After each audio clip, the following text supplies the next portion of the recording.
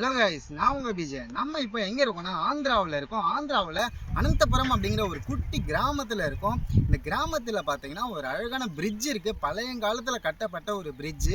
இப்போ அந்த பிரிட்ஜுக்கு கீழே ஒரு குட்டி சிலை, எப்போ செதுக்கப்பட்ட சிலை அப்படிங்கிறது தெரியல. அந்த சிலையை தான் நான் உங்களுக்கு இப்போ காட்ட போகிறேன். வாங்க போகலாம். பார்க்குறதுக்கு முன்னாடி நம்ம சேனலை புதுசாக பார்க்குறீங்கன்னா மறக்காமல் லைக் பண்ணுங்கள், ஷேர் பண்ணுங்கள், சப்ஸ்கிரைப் பண்ணுங்கள்.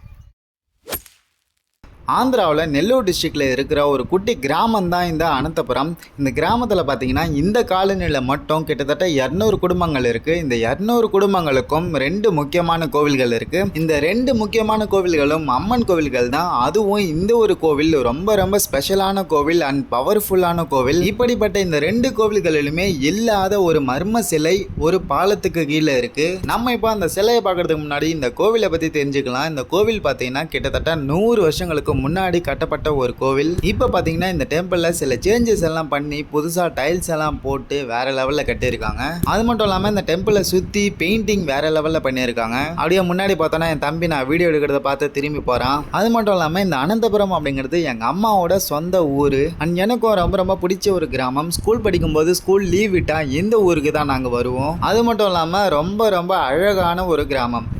இந்த கிராமத்தில் எப்படி ஒரு மர்ம சிலை இருக்குது அப்படிங்கிறது எனக்கே இப்போ தான் தெரிஞ்சுது. அதனால தான் அந்த மர்ம சிலையை உங்களுக்கும் காட்டணும் அப்படின்னு இப்போ நாங்கள் போயிட்டுருக்கோம். அப்படியே ஃபுல்லாக பார்த்தோன்னா ஒரே எம்டி பிளேஸ் தான். இந்த ஒரு எம்டி பிளேஸில் இந்த ஒரு மண் ரோடை பஸ் ஸ்டாப்புக்கு போகிறதுக்காக யூஸ் பண்ணுவாங்க.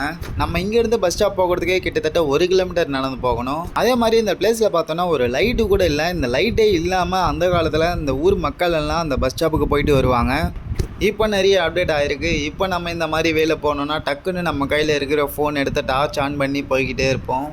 இப்போ நம்ம அந்த மர்ம சிலையை பார்க்கலாம் வாங்க.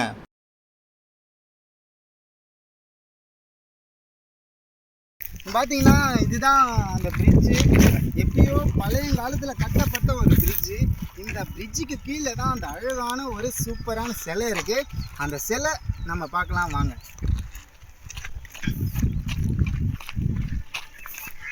இந்த பிரிட்ஜு எதுக்காக கட்டப்பட்டது அப்படின்னா, இந்த பக்கத்தில் இருந்து மழை வந்ததுன்னா அந்த தண்ணி எல்லாம் இந்த பக்கத்துக்கு போகிறதுக்காக இந்த பிரிட்ஜு நடுவில் கட்டப்பட்டது. இந்த பிரிட்ஜு கீழே தான் ஒரு பழைய காலத்து சிலை இருக்குது. வாங்க பார்க்கலாம்.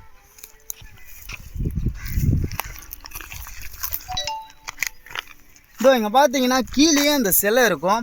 ஆனால் இந்த சிலை எப்போ கட்டப்பட்டது அப்படின்னு யாருக்குமே தெரியல. ஏன் இங்கே வந்ததுன்னு யாருக்குமே தெரியல. இங்கே சரியாக தெரிஞ்சுதா அப்படின்னு தெரியல. அதனால் இப்போ நம்ம கீழே போய் பார்க்கலாம் வாங்க.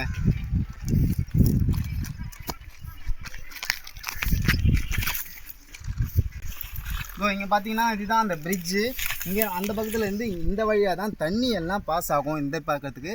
இப்போ இங்கே சிலை எங்கடா இருக்குது அப்படின்னு கேட்டிங்கன்னா இதோ பாருங்க, இங்கே தான் இருக்குது. எவ்வளோ அழகாக இருக்குது பாருங்கள். இது பார்க்க ஒரு அம்மன் சிலை மாதிரி தெரியுது. ஆனால் இந்த சிலை எங்கேருந்து வந்தது, யார் இங்கே வச்சு அப்படிங்கிற யாருக்குமே தெரியல. ஆனால் ரொம்ப அற்புதமான சிலையாக இருக்குது. அதே மாதிரி இந்த இடமும் பார்த்தோன்னா அப்படியே பாருங்கள் எப்படி இருக்குது அப்படின்னு. ஒரு பாலடைஞ்ச பங்களா கீழே எப்படி இருக்குமோ அந்த மாதிரி இருக்குது. இந்த ஒரு இடத்துல இந்த சிலையை யார் வச்சிருப்பா அப்படிங்கிற கொஷின் இந்த ஊரில் இருக்கிற மக்கள்கிட்ட வந்துக்கிட்டே இருக்குது. ஆனால் அதுக்கான பதில் இன்னும் கிடைக்கவே இல்லை. பீச்சுக்கு பக்கத்தில் அப்படியே நம்ம திரும்பி பார்த்தோம்னா ஃபுல்லாக ஒரே காடு மட்டும்தான். ஆள் நடமாட்டமே இல்லாத ஒரு இடத்துல இந்த சிலை எப்படி வந்தது அப்படிங்கிறது எல்லாருக்குமே ஓடுற ஒரு கொஷின். ஆனால் இந்த சிலை சில பேர் என்ன சொல்கிறாங்க அப்படின்னா, இந்த ஊர் மக்கள் என்ன சொல்கிறாங்க அப்படின்னா, இந்த சிலையை தூக்கி மேலேருந்து கீழே விட்டோன்னா அப்படியே ஸ்லோவாக இறங்கும் அப்படின்னு சொல்கிறாங்க. அதுதான் இந்த சிலையில் இருக்கிற ஒரு அற்புதம். ஆனால் இந்த சிலையை யார் கொண்டு வந்தாங்க, எப்படி வந்ததுன்னு இது வரைக்குமே ட்விஸ்டாக தான் இருக்குது. அதே மாதிரி இந்த சிலையை எப்படி செதுக்கியிருக்காங்க அப்படின்னா, ஒரே கல் தான். அந்த ஒரு கல்லுலேயே அழகாக செதுக்கியிருக்காங்க. இங்கே பார்க்கலாம் நீங்கள் எவ்வளோ அழகாக செதுக்கியிருக்காங்க அப்படின்னு. எனக்கு தெரிஞ்சு இது ஒரு கோயிலில் இருக்க வேண்டிய ஒரு கல். அந்த கல் இங்கே எப்படி யார் கொண்டு வந்தாங்கன்னே தெரியல. ஆனால் இந்த கல் ரொம்ப அற்புதமாக செதுக்கியிருக்காங்க. அது மட்டும் இல்லாமல் ரொம்ப காலம் ஆகிறதுனால சில இடம்லாம் டேமேஜ் ஆகிருக்கு. மற்றபடி இது ஒரு அம்மன் சிலை அப்படின்னு நமக்கு தெளிவாக தெரியுது.